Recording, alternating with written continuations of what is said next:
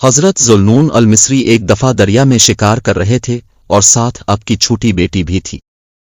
جب دریا میں جال پھینکا تو ایک مچھلی جال میں آئی۔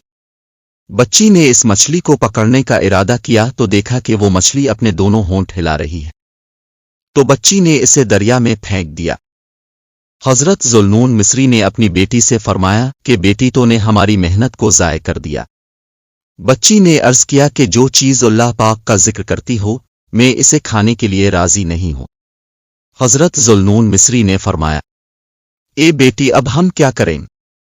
بچی نے کہا کہ ہم اللہ پاک پر توکل کریں گے اور وہ ہمیں ایسی مخلوق سے رزق دے گا جو اللہ پاک کا ذکر نہیں کرتی۔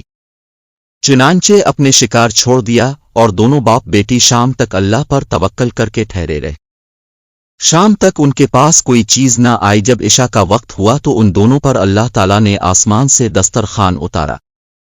اس میں طرح طرح کے کھانے تھے اور یہ 12 سال تک ہر رات کو نازل ہوتا رہا۔ حضرت ذوالنون مصری نے گمان کیا کہ یہ دسترخوان میری عبادت، نماز، روزہ اور فرمانبرداری کی وجہ سے نازل ہوتا ہے۔ جب آپ کی بیٹی فوت ہو گئی تو وہ دسترخوان نازل ہونا بند ہو گیا۔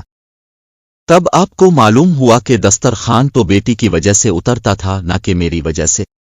پھر آپ نے اپنے گمان سے رجوع کی۔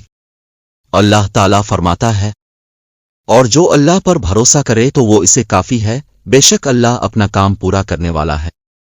اللہ پاک ہمیں بھی توکل کرنے کی توفیق عطا فرمائے۔ آمین۔